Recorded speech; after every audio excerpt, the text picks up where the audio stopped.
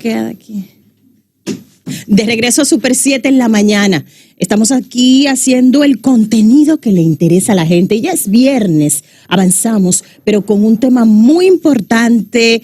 Tania María, José Francisco Arias, Cristian Jiménez, Pedro Manuel Casals y Julián Roa. Nosotros hemos puesto una postura, una propuesta incluso casi colegiada desde la Super 7 en la mañana. Sin embargo, hay elementos que son los primordiales, que las autoridades políticas públicas son las que nos van a pautar. Por eso vamos a conversar con el director directamente. Exactamente, el director de epidemiología, el doctor Neuwes. Doctor, su apellido es, la pronunciación correcta es Neuwes. O Neuwes. ¿Perdón? La pronunciación correcta es Excuse. Bueno, vamos a hacer todo el intento por una buena pronunciación de su apellido.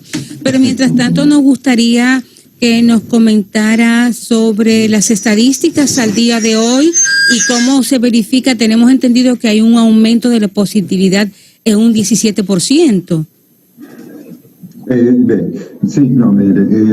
Realmente es interesante cómo llama la atención uno de los indicadores que menos usamos, que es la positividad diaria.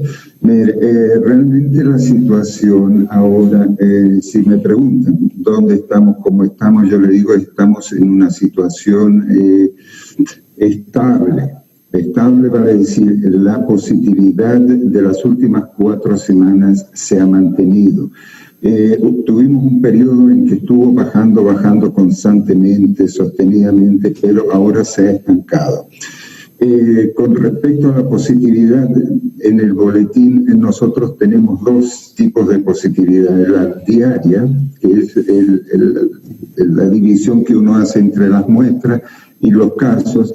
Esa es algo que es muy volátil, que es cambiante, todos los días varía mucho, a diferencia de la positividad de las últimas 4 semanas, que es mucho más estable, que es la que nos marca, nos dice la tendencia, es la que nosotros usamos para ver cómo es que estamos. Y eso sí, la positividad de las últimas 4 semanas se ha mantenido estable, pareja, estancada.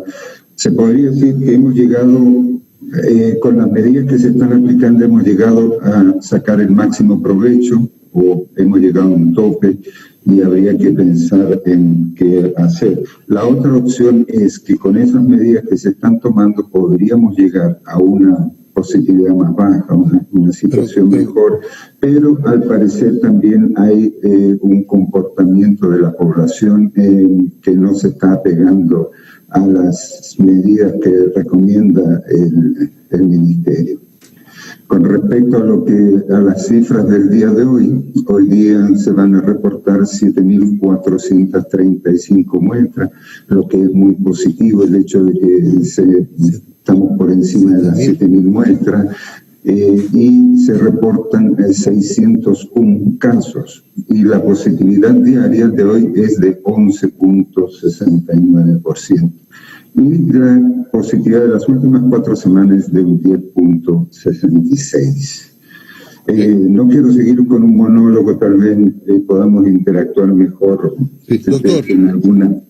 Doctor, usted habla de un estancamiento a partir de una valoración de 4 semanas. Sin embargo, sí.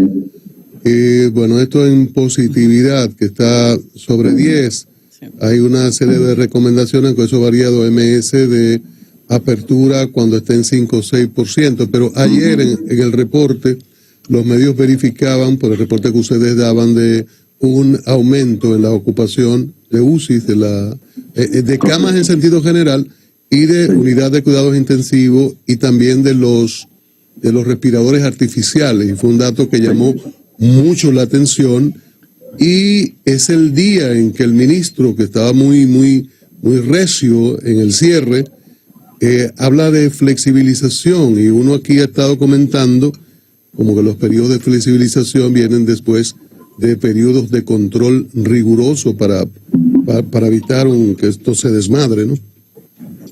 No, mira, bueno que lo nombraras. El hecho de la ocupación hospitalaria es otro de los indicadores que es muy sensible a cómo está la situación, y es algo que, digamos, no se puede desconocer, ¿ya?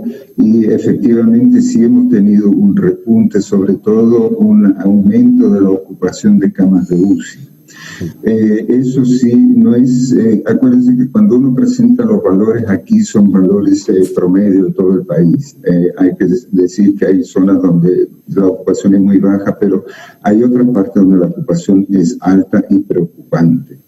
Por ejemplo, si uno lo ve en Santiago, el Cabral Ibáez, en Puerto Plata, aquí mismo en Santo Domingo, en el Moscoso Cuello, tenemos ocupaciones de camas de UCI que son un poco preocupantes, pero si uno lo compara con la situación fuera, digamos, puede decir que no es tan grave. ¿Por qué? Porque son precisamente establecimientos que son de referencia, vale decir, se envían de otras partes allá, entonces artificialmente aumentan la ocupación, pero es un indicador que es muy sensible y que uno le da seguimiento muy de cerca, y es tal vez uno de los indicadores que más nervioso lo pone a uno cuando empiezan a aumentar. Y con respecto a la flexibilización de medidas, hay que decir que todo esto es un proceso de consenso, ¿vale? Es decir, donde intervienen diferentes actores. Tenemos, por ejemplo, la parte técnica aquí en epidemiología, tenemos la parte de economía, tenemos la parte de política, tenemos turismo, tenemos comercio.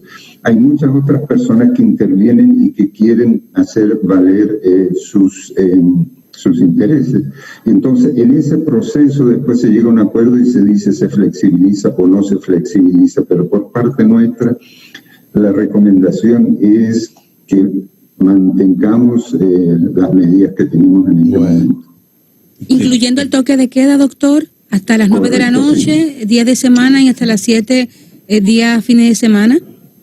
Correcto, si ustedes ven, hay que mirar un poco para afuera y ver qué es lo que están haciendo los otros que van un poco más adelante, y ir aprendiendo y no cometer los mismos errores. Si ustedes ven, por ejemplo, Estados Unidos ayer estaba reportando 150.000 casos diarios, nuevos casos.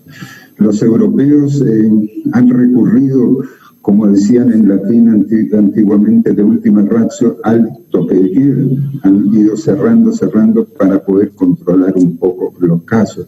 Entonces nosotros hemos mantenido, por ejemplo, el toque de queda, que es algo que nos ha dado algún tipo de resultado positivo.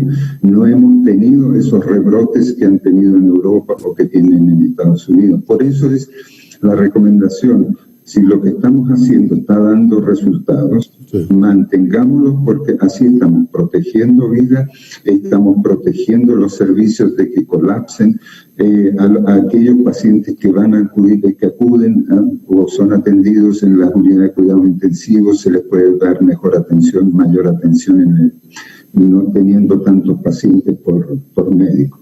El doctor, ustedes han comprobado casos de pacientes contagiados que son liberados, finalmente dan negativo a la prueba y luego les hacen la prueba y reaparece el virus. ¿Cómo han estado manejando eso? Mire, acuérdense que hay un criterio técnico que se está discutiendo ahora, los criterios a nivel internacional, que para uno poder hablar de reinfección tiene que haber un periodo mínimo de 90 días entre la última prueba positiva y la siguiente prueba positiva por PCR. Entonces, eso es un periodo de tiempo largo, son 3 meses, y entonces recién estamos teniendo los primeros casos donde por estadística en nuestra base de datos hemos visto y hemos encontrado que tenemos 343 casos donde tenemos pacientes que tienen 2 pruebas de PCR positiva con un intervalo de tiempo mayor de 90 días entre las 2 pruebas. El máximo lo tenemos en 273 días, o sea que es periodo de tiempo bastante largo. No es que sea una reinfección, sino que ese es un criterio de inclusión para poder investigar si es una reinfección. Lo que nos va a decir si es una reinfección es cuando uno empieza a analizar cada uno de los casos y después ver, por ejemplo, la secuencia genómica de cada uno de las muestras. Es decir, que se necesitan haber guardado las muestras y compararla con la segunda muestra. Y si hay una variación en el genoma del virus, uno puede decir sí, hay una reinfección con un virus que ha mutado, pero sin esa prueba de laboratorio es bien difícil. Uno puede asumir, probablemente sea cierto que hay una reinfección, pero la conclusión definitiva la tendríamos si tenemos la secuencia genómica de las dos muestras. Es importante recordar que estamos conversando con el doctor Ronald Kiwis Ram, director general de epidemiología, nuestras autoridades de salud.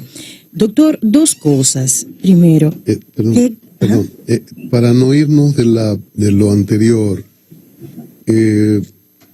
UNIBE, sí. El laboratorio de UNIBE está planteando, era una propuesta a propósito de lo que el doctor decía respondiendo a José Francisco Arias, de que hay un estudio que están realizando precisamente para esta verificación, porque hay puntos de vista contrarios con relación, o diferentes, con relación a si una persona se puede infectar nuevamente, o si fueron falsos positivos, o qué pasó. Y el doctor Roberts, creo que es. Robert Paulino. Correcto, está planteando un tipo de indagación muy técnica, ¿no? Usted sabe los términos médicos.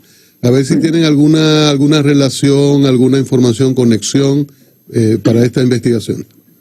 Sí, no, mira, hay que decir que con Robert Paulino, que lo conozco personalmente desde hace muchos años, él dirige el laboratorio del Instituto de Medicina Tropical de UNIBE. Sí. Ellos son parte de los laboratorios que están colaborando con el Ministerio, analizando las muestras, realizando muestras de PCR. El doctor Robert Paulino también es uno de los únicos aquí en el país que sometió una publicación donde determinaron la secuenciación del genoma que estaba circulando en ese momento aquí en el país. Sí, efectivamente, sí, ellos son un ente, una universidad que se dedica a la investigación, están invirtiendo mucho tiempo en ese tipo de investigaciones. Y sí, hemos colaborado en ocasiones conjuntamente. Doctor, en ese sentido, y Cristian y yo parece que estábamos en un cuarto pensando. Conectados, y bueno, se va dando con el tiempo eso. La gente le pregunta a uno como comunicador, claramente, mira, y es verdad que se puede uno contagiar varias veces, y después viene la otra pregunta, ¿y cuántos casos hay en República Dominicana de gente que se ha contagiado, doctor? Y la otra pregunta tiene que ver un poco en cuanto la contradicción en la que pudieran entrar desde epidemiología con el planteamiento y lo que uno intuye es el fortalecimiento de las reglamentaciones que han establecido las autoridades, y lo otro es que el ministro de Salud un poco se ha mostrado más hacia la flexibilización en el día de ayer. ¿Eso no podría entrar en contradicción? No, contradicción no. Acuérdense, yo les decía al principio, todo esto es un proceso de consenso donde hay diferentes opiniones. Si no hubiera opiniones diferentes sería terriblemente aburrido todo, pero es importante que las diferentes opiniones, y eso es parte de lo que hay que hacer, sentarse, se conversan, se llega a un consenso y se promulgan este tipo de medidas. Volviendo a la primera pregunta, es sobre si es posible o no una reinfección. De hecho, en la literatura están descritas, pero pocos casos, debido a la dificultad que se tiene para tener todas las pruebas y poder comprobar que es una reinfección. Segundo es Acuérdense que el COVID es una enfermedad relativamente nueva, que todavía recién va a cumplir un año, entonces es muy poco, aunque se ha publicado mucho, pero es muy poco lo que se conoce al respecto. Entonces se necesita más tiempo para poder hablar a ciencia cierta si hay reinfecciones reales, cuánto tiempo dura la inmunidad. Por lo general uno desarrolla inmunidad ante los virus, y entonces esa inmunidad puede ser corta, a mediano plazo, largo o de por vida. Entonces todavía esas preguntas nos falta tiempo, nos falta experiencia para poder contestarla. Y lo otro que había preguntado, sí, efectivamente en el país tenemos 343 personas que cumplen con el criterio de inclusión como para ser consideradas una reinfección. Eso no significa que sea una reinfección, sino que hay un criterio que uno lo usa y dice, estos son los que yo voy a incluir en el estudio para ver si ha habido una reinfección. Doctor, ¿Sí? me llama mucho la atención y quisiera tener una respuesta sobre esto. Los asintomáticos. El asintomático, que es contagiado, lógicamente, si no se hace la prueba, puede superar el virus y no haberse dado cuenta que pasó por él. Sí, no, gracias por tocar ese tema. Mire, que es el asintomático, es el peor, la pesadilla, el dolor de cabeza del epidemiólogo, ¿ya? Porque es una persona que está distribuyendo, infectando, sin dar un síntoma, sin dar una alarma, sin decir yo soy el culpable.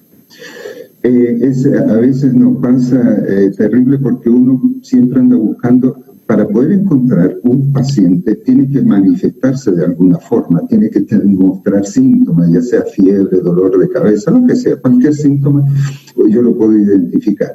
Pero si estoy frente a una persona que no dice nada, ni hace nada, ni da ningún síntoma, entonces yo no puedo identificarlo. Y eso me causa muchos problemas porque no puedo explicar por qué surgen brotes aquí, por qué surgen brotes allá, cómo llegó la enfermedad de tal lugar a tal lugar.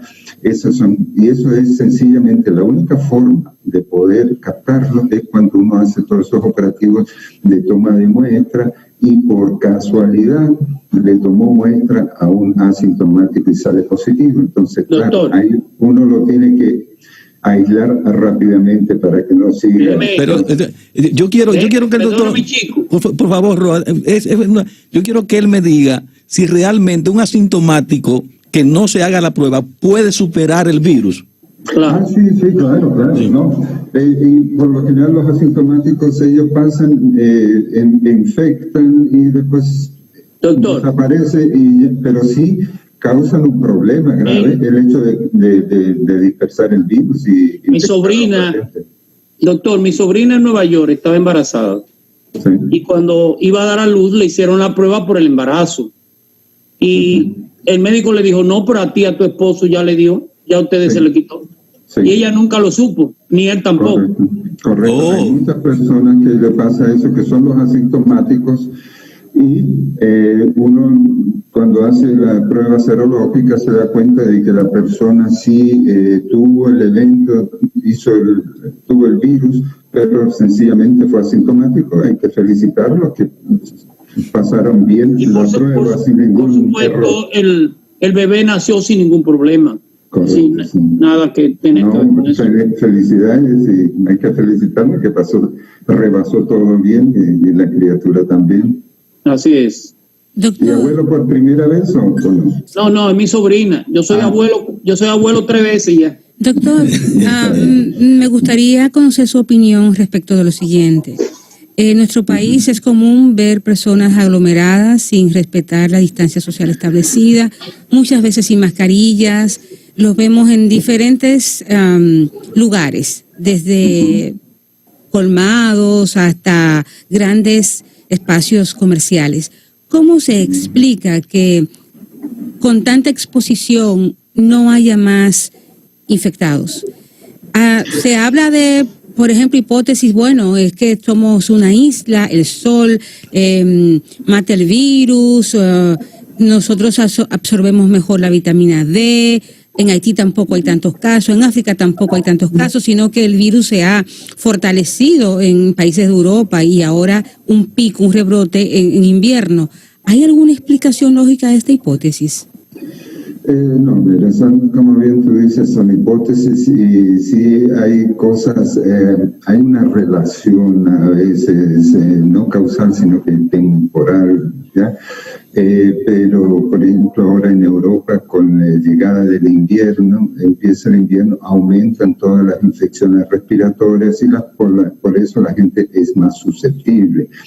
En otros países de climas no tan cambiantes, no se ha observado, digamos, cambios bruscos en cuanto a que aumente o disminuya, como es el caso de nosotros. Vamos a ver ahora cómo se va a comportar el COVID en enero y febrero, que son los meses donde tenemos más, como la gente le dice, gripe, resfríos, infecciones respiratorias agudas. Entonces veremos cómo se comporta, pero todavía no hay una relación o se puede establecer se haya probado de que ciertas condiciones climatológicas favorezcan a eso. Por ejemplo, el caso que uno siempre da, ustedes se acuerdan, a principios, en marzo, abril, mayo, Guayaquil en Ecuador, que está inmediatamente sobre el Ecuador, que es clima muy similar al nuestro, tropical, a la orilla del mar, y la gente tuvo un problema grave. Sí. Y ellos tienen también sol, tienen calor. En la zona más contaminada de América Latina completa. Sí. Y lo mismo si ustedes ven, por ejemplo, en Manaus, la capital de la Amazonía, en Brasil, también tuvieron donde más del 60%, se pudo probar que más del 60% de esa población tuvo el COVID y tuvieron problemas graves allá en Manaus. Doctor, tenemos situaciones tanto en clima frío como en clima cálido. Doctor, finalmente, ¿qué haría usted con esa enorme responsabilidad que tiene cuando de ese consenso que usted explicaba hace un ratito, la parte política le diga que como regalo navideño a los dominicanos habría apertura y que fiesta y mañana gallo, como decimos popularmente? No, eso es algo hipotético, ¿ya? Yo espero que, no tanto, sino que yo apelo más a la sensatez de la población, vale decir, de todos nosotros, de ustedes, yo, los oyentes, en que nos podemos cuidar. O sea que acuérdense que aquí no hay ninguna varita mágica, ni hay nada divino que nos pueda proteger, sino que nosotros mismos podemos aportar para protegernos y disminuir y hacer la situación más tolerable en la medida que cumplamos con las medidas que se nos recomienda, por ejemplo, uso de mascarilla, higiene de manos, distanciamiento, evitar aglomeraciones. Todo eso sí lo podemos hacer, no nos cuesta mucho fuera de la mascarilla, pero no nos cuesta mucho, pero sí podemos protegernos, proteger al país, proteger la salud de la población, y eso es algo que podemos hacer. Tenemos siempre en todas partes, va a haber gente que son roca izquierda, como se dice. Bueno, doctor, agradecemos muchísimo su tiempo, tan valioso para nuestra sociedad. No, gracias a ustedes. Gracias a ustedes. Y gracias, doctor. Un abrazo a todos y muchas gracias. Y un reconocimiento de parte de nosotros a usted, simbolizándole usted, ¿verdad?, a todo el personal de salud de este país. Una preguntita personal, doctor. Doctor, ¿usted es de aquí, de Dominicana o de dónde? De Ocoa, de San José de Ocoa. De tu gente. Y hay esquí, mira. Ay, Alexis Casado no me había presentado eso. Yo soy el primero, el excuse. Sí, el primer esquivo en Ocoa. No, yo no soy nacido en Ocoa ni en el país, pero sí, mis hijos nacieron en Ocoa, mis nietos también en Ocoa. ¿Ya? Oh, Nancy. Sí, muchísimo. Entonces, un fuerte abrazo, doctor. Muchísimas gracias. Sí. Que usted y su equipo estén muy bien con esta información tan relevante. Vamos a hacer la pausa y volvemos con mucho más contenido en la Super 7 en la mañana. El ritmo del país lo marca nuestro equipo de comunicadores por la Super 7.